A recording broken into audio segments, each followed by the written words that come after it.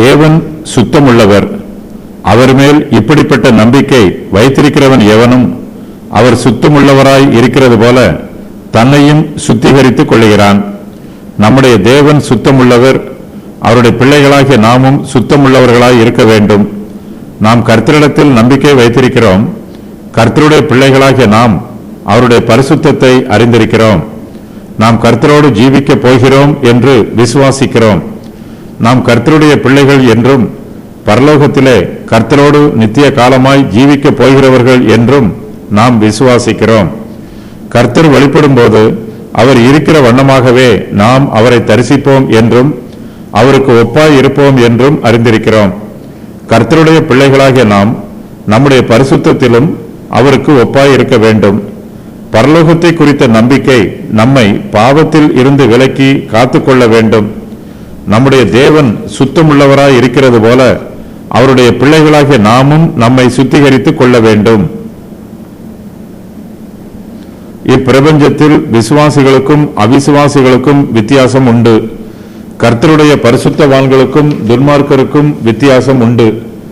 துன்மார்க்கர் இந்த பூமியிலே பாவத்தில் ஜீவிக்கிறார்கள். அவர்களுடைய இருதயத்தில் அசுத்தம் நிரம்பி இருக்கிறது.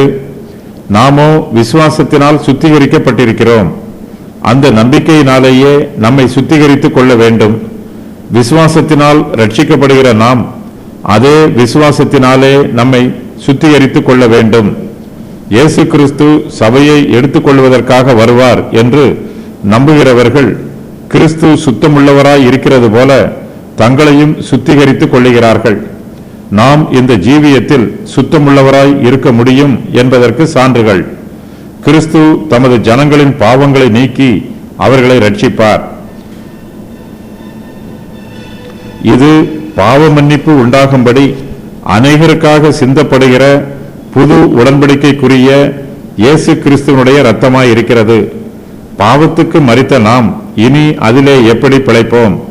நாம் இனி பாவத்துக்கு ஊழியம் செய்யாதபடிக்கு பாவ சரீரம் ஒளிந்து போகும் பொருட்டாக நம்முடைய பழைய மனுஷன் அவரோட கூட சிலுவையில் அறையப்பட்டது என்று அறிந்திருக்கிறோம். நீங்கள் உங்களை பாவத்திற்கு மரித்தவர்களாகவும் நம்முடைய கர்த்தராகிய இயேசு கிறிஸ்துவுக்குள் தேவனுக்கென்று பிழைத்திருக்கிறவர்களாகவும் எண்ணிக்கொள்ளுங்கள். நீங்கள் சரீர இச்சைகளின்படி பாவத்திற்கு கீழ்ப்படியத்தக்கதாக சாவுக்கேதுவான உங்கள் சரீரத்தில் பாவம் ஆளாதிருப்பதாக. நீங்கள் நியாயப்பிரமாணத்திற்கு கீழ்ப்பட்டிராமல் கிருபைக்கு கீழ்ப்பட்டிருக்கிறபடியால் பாவம் உங்களை மேற்கொள்ள மாட்டாது. பாவத்தினின்று நீங்கள் விடுதலையாக்கப்பட்டு நீதிக்கு அடிமைகளானீர்கள்.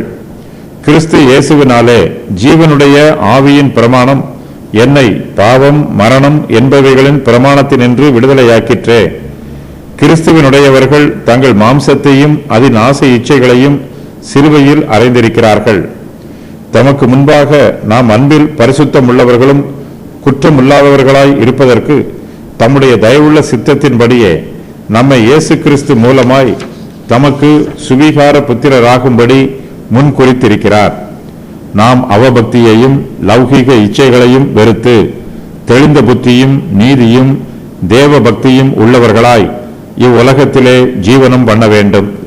நித்திய ஆவியினாலே தம்மைத்தாமே பழுதற்ற பலியாக தேவனுக்கு ஒப்பு கொடுத்த கிறிஸ்துவனுடைய இரத்தம் ஜீவனுள்ள தேவனுக்கு ஊழியம் செய்வதற்கு உங்கள் மனச்சாட்சியை செத்த கிரியைகளற சுத்திகரிப்பது எவ்வளவு நிச்சயம். நான் பரிசுத்தர், ஆகையால் நீங்களும் பரிசுத்தராய் இருங்கள் என்று எழுதியிருக்கிறதே. அவருடைய குமாரனாகிய இயேசு கிறிஸ்துவின் இரத்தம் சகல பாவங்களையும் நீக்கி நம்மை சுத்திகரிக்கும். இயேசு கிறிஸ்துவிற்குள் நிலைத்திருக்கிறேன் என்று சொல்லுகிறவன் அவர் நடந்தபடியே தானும் நடக்க வேண்டும். இயேசு கிறிஸ்துவில் நிலைத்திருக்கிற எவனும் பாவம் செய்கிறதில்லை. பாவம் செய்கிற எவனும் அவரை காணவும் இல்லை, அவரை அறியவும் இல்லை. நீதியை செய்கிறவன் அவர் நீதி உள்ளவராய் இருக்கிறது போல தானும் நீதி உள்ளவராய் இருக்கிறான்.